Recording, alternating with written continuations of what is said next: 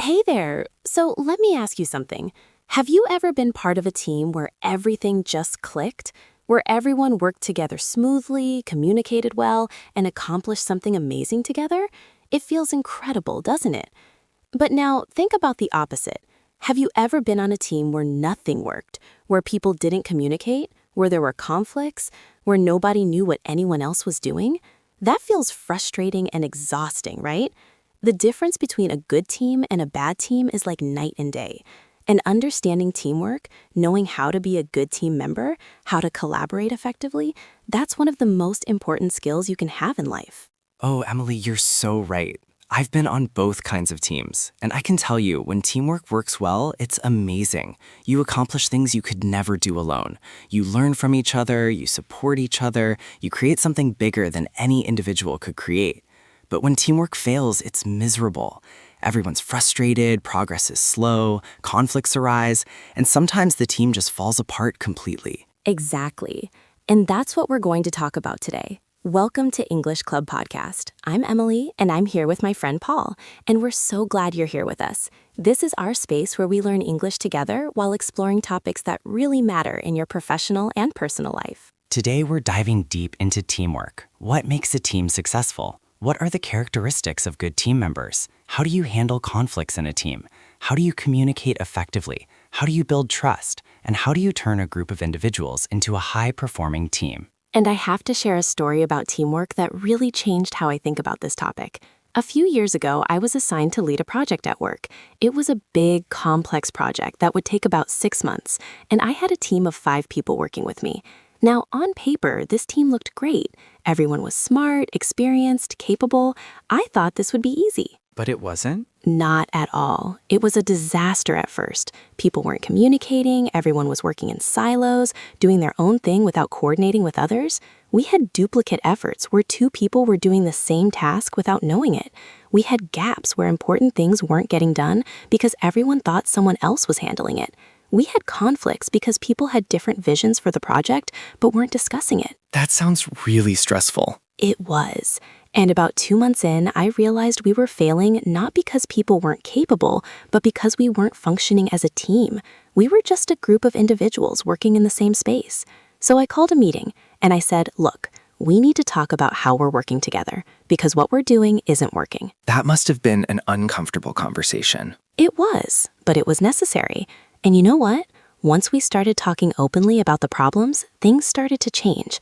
We established better communication practices, we clarified roles and responsibilities, we created space for people to share concerns and ideas.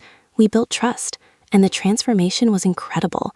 By the end of the project, we were a real team, and we delivered something we were all proud of. That's a great example of how teamwork can be learned and improved. It's not just about having talented individuals, it's about how those individuals work together. Exactly. And today, we're going to break down all of that. What teamwork really means, why it matters so much, what skills make someone a good team member, how to build effective teams, how to overcome common teamwork challenges, and of course, all the English vocabulary you need to talk about teamwork and collaboration. This topic is crucial because almost everything we do involves working with others. At work, you're on teams. In school, you have group projects. In your community, you collaborate on initiatives. In your family, you coordinate and cooperate. Teamwork is everywhere, and people who are good at it succeed.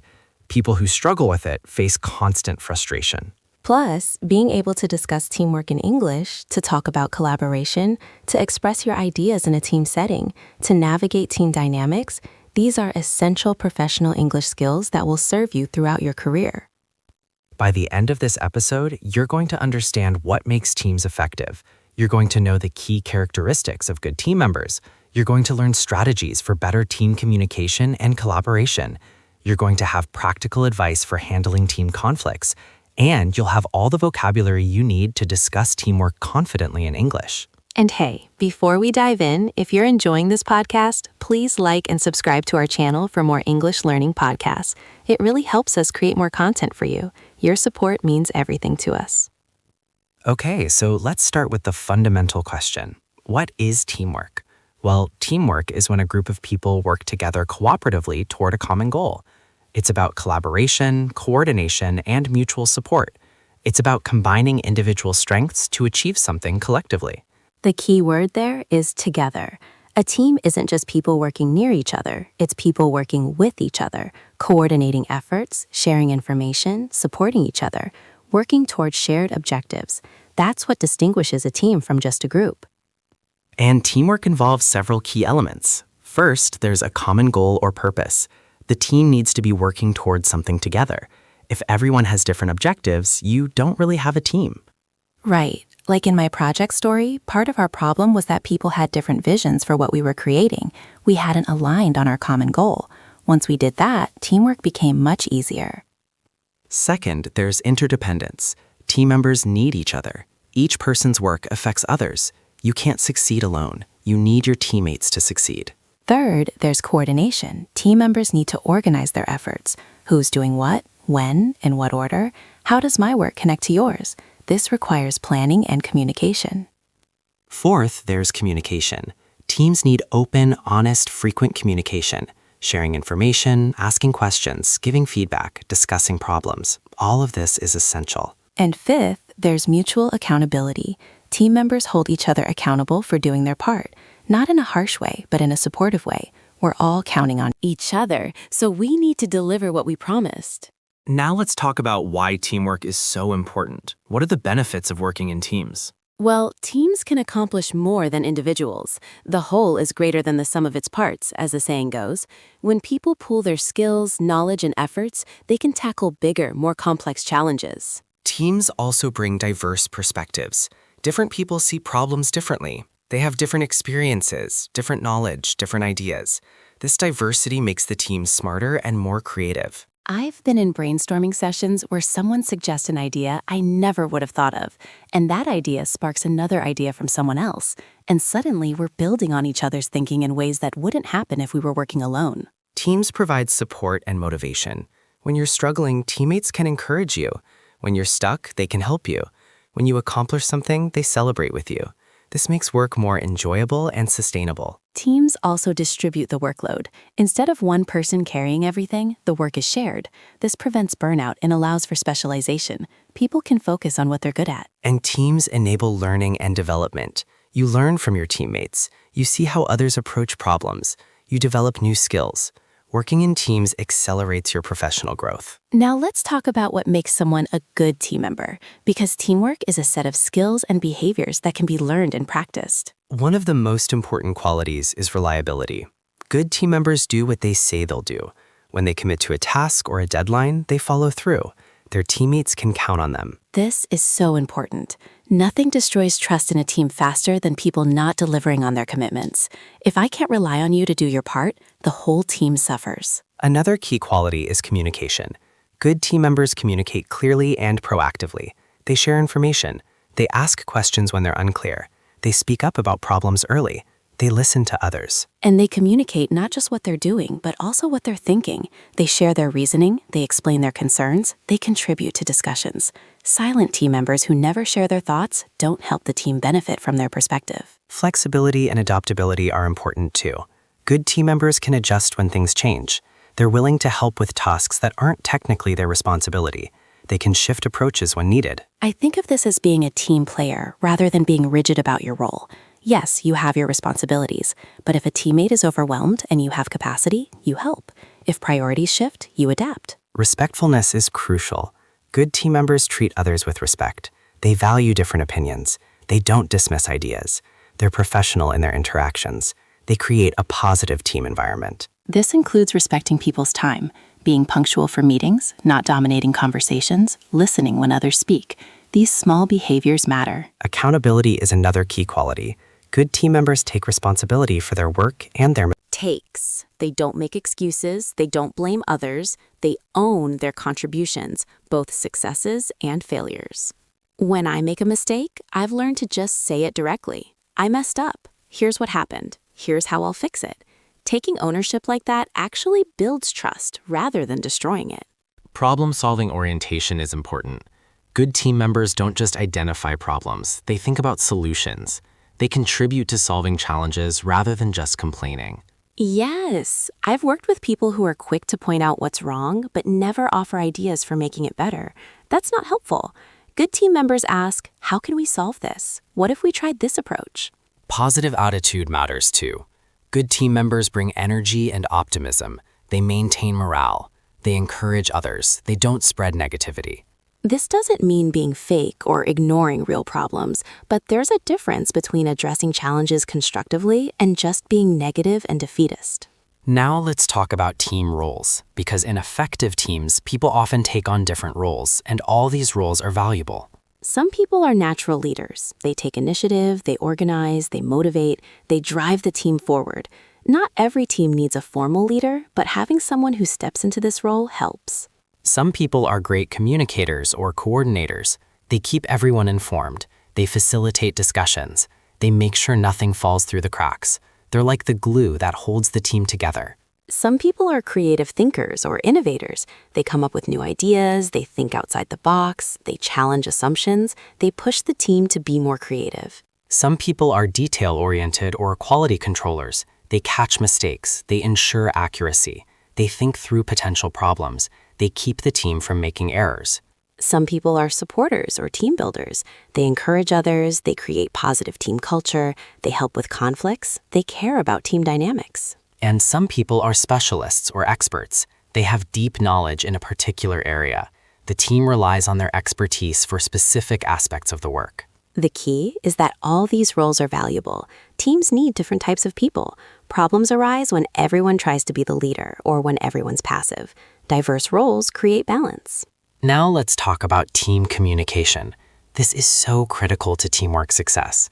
What does effective team communication look like? First, it's frequent and regular. Teams need to communicate often, not just when there's a crisis. Regular check-ins, updates, meetings keep everyone aligned. In my current team, we have a brief daily stand-up meeting, just 15 minutes, where everyone shares what they're working on, what they accomplished, and any blockers they're facing. This keeps us coordinated and helps us catch issues early. That's a great practice. Second, effective team communication is clear and specific. Don't assume people understand. Be explicit. Use concrete language. Check for understanding. Instead of saying, "I'll get that done soon," say, "I'll have this completed by Friday at 3 p.m. Instead of saying, "There's a problem with the design," say, "The login button on the homepage isn't aligned correctly." Specificity prevents misunderstandings. Third, effective communication is two-way. It's not just about sharing information, it's also about listening. Teams need to create space for everyone to contribute. I've been in meetings where one or two people dominate the entire conversation. Others barely speak. That's not good communication. Good facilitators ensure everyone has a chance to share their perspective. Fourth, effective communication is constructive. When giving feedback or addressing problems, focus on issues, not people. Be respectful. Offer solutions, not just criticisms. Instead of saying, "You did this wrong," say, "I noticed this issue. Let's discuss how to address it." Instead of saying, "That's a terrible idea," say, "I have some concerns about that approach. Can we explore alternatives?" Fifth, effective communication uses appropriate channels. Some things need a meeting. Some things are fine in an email. Some things need a quick chat. Choosing the right medium matters. Don't send a 10-paragraph email when a 5-minute conversation would be clearer. Don't schedule an hour-long meeting when a brief message would suffice. Match the channel to the content. Now, let's talk about team meetings specifically, because meetings are a major part of teamwork, and they're often done poorly. How do you run effective team meetings? First, have a clear purpose. Don't have meetings just to have meetings. Know why you're meeting. What needs to be discussed or decided? And communicate that purpose in advance. Send an agenda. Let people know what the meeting is about so they can prepare. Second, invite the right people. Don't invite people who don't need to be there. Their time is valuable. But do include everyone who needs to contribute or be informed. Third, start and end on time. Respect people's schedules. If you say the meeting is 1 hour, make it 1 hour. Don't let it run over constantly. I've worked places where every meeting runs 30 minutes over the scheduled time. It's so frustrating. You can't plan your day because you never know when meetings will actually end. Fourth, have someone facilitate. The facilitator keeps the discussion on track, ensures everyone participates, manages time, and summarizes decisions. Fifth, take notes and share them. Capture key points, decisions, and action items. Send these to the team after the meeting. This ensures everyone remembers what was decided and who's responsible for what. And sixth, follow up on action items. Decisions in meetings are worthless if nobody follows through. Check in on commitments. Hold people accountable gently. Now, let's address a difficult but important topic, conflict in teams. Because whenever you have people working together, there will be disagreements and conflicts. How do you handle these productively? First, it's important to understand that conflict isn't inherently bad. Healthy conflict, where people respectfully disagree and discuss different perspectives, actually makes teams better. It leads to better decisions. The problem is unhealthy conflict, personal attacks, stubbornness, letting disagreements become emotional, avoiding issues rather than addressing them. These damage teams. So how do you handle conflict well? First, address issues early. Don't let resentments build. If something's bothering you, bring it up constructively before it becomes a bigger problem. Second, focus on the issue, not the person. It's not you're wrong or you're difficult. It's I see this situation differently or I have concerns about this approach. Third, listen to understand, not to argue. When someone disagrees with you, really listen to their perspective. Try to understand their reasoning. Don't just wait for your turn to talk.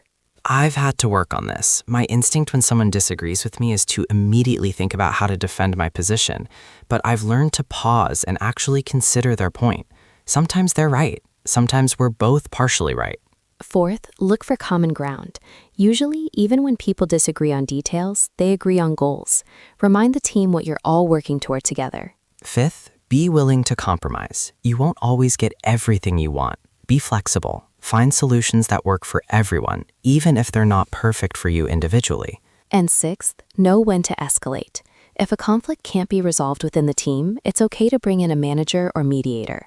Don't let conflicts fester and poison the team.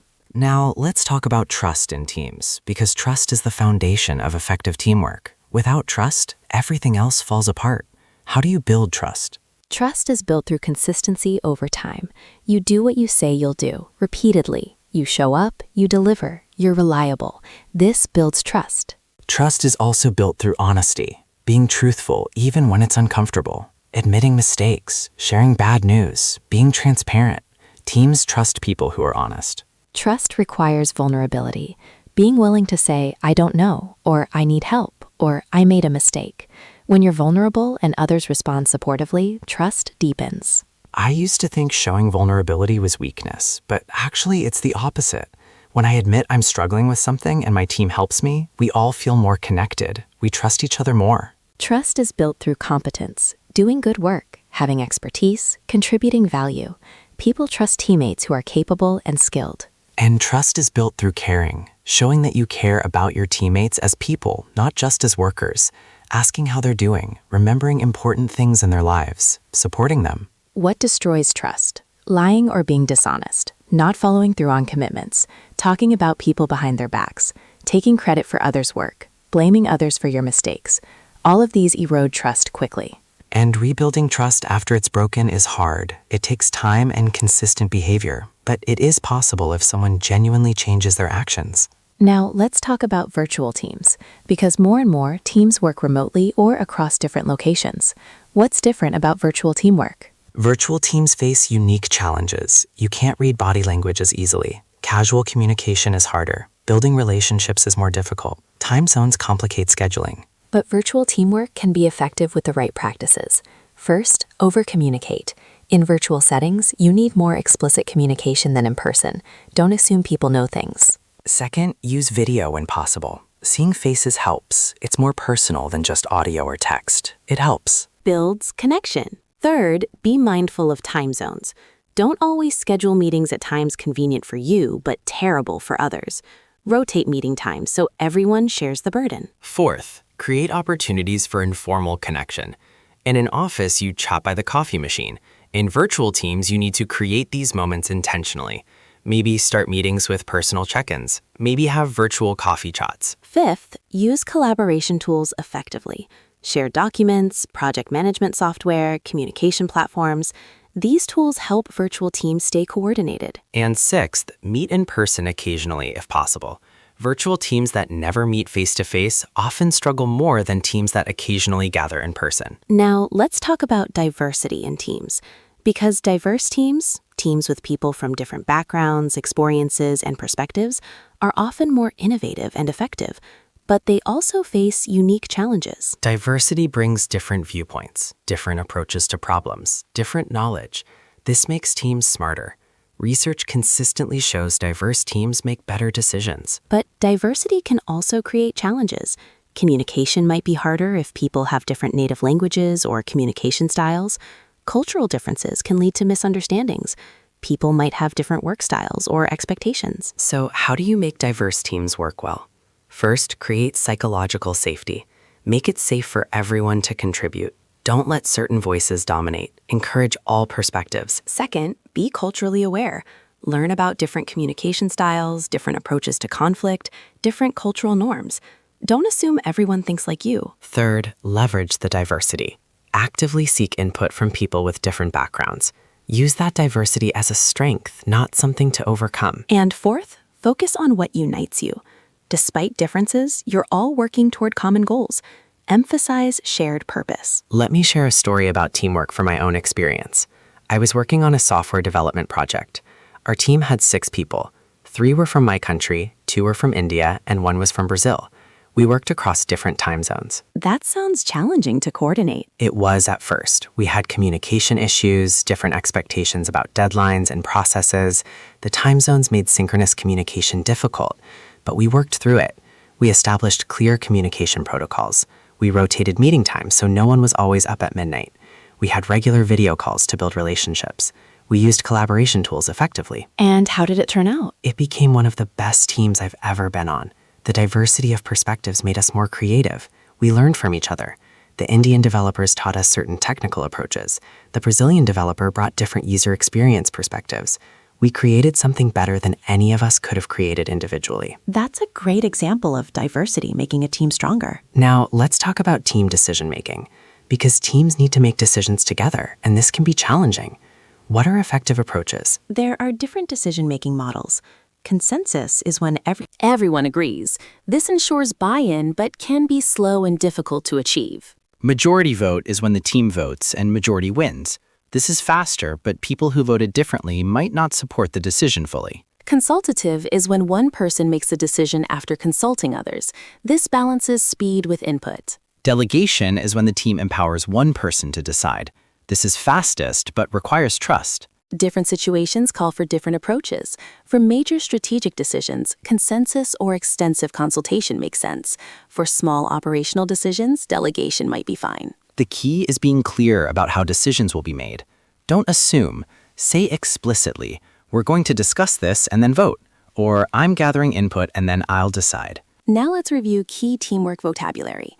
We talk about collaboration, which means working together. Cooperation, which means helping each other towards shared goals. We use coordination to describe organizing efforts. We talk about team dynamics, which are the interpersonal relationships and behaviors within the team. We mention synergy, which is when the team produces better results than individuals could separately. We discuss alignment, which means everyone moving in the same direction. We use phrases like pull your weight, which means doing your fair share.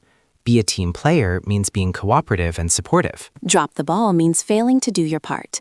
Pick up the slack means compensating for someone else's failure. On the same page means having shared understanding. Get buy-in means getting agreement and support. To delegate means to assign tasks to others. To facilitate means to guide or manage a process. Stakeholders are people affected by or interested in the work. Deliverables are the outputs or results the team produces. As we come towards the end of this episode, I want to emphasize that teamwork is a skill you can develop. Some people are naturally more collaborative, but everyone can improve. And being good at teamwork makes your life so much better. Work becomes more enjoyable. You accomplish more. You build meaningful relationships. You learn and grow faster. Think about your own teamwork skills. Are you reliable? Do you communicate well? Are you respectful? Do you contribute positively? Where can you improve? And if you're leading a team, think about how you can foster better teamwork. Are you creating psychological safety? Are you ensuring good communication? Are you addressing conflicts? Are you building trust? I'd love to hear from you. What's your best teamwork experience? What made that team effective? Or what's your biggest teamwork challenge? How do you handle difficult team situations? Share in the comments. And please, if you found this episode valuable, like and subscribe to English Club for more English learning podcasts. Thank you so much for listening. Remember, teamwork makes the dream work, as the saying goes. None of us is as smart as all of us. Teams can accomplish incredible things when they work together effectively. Be the kind of team member you'd want to work with. Communicate clearly. Be reliable. Be respectful. Contribute positively. Take responsibility. Support others. And be patient. Good teamwork doesn't happen overnight. It develops through consistent effort. And practice. Whether you're on a work team, a sports team, a school project team, or any collaborative effort, the principles of good teamwork are the same. Shared goals, open communication, mutual respect, trust, accountability. Apply these principles, and you'll be amazed at what you can accomplish together. See you in the next episode. Keep practicing your English. And remember, you're doing great. And keep being a great team player. The world needs more people who work well with others. Take care, and bye for now.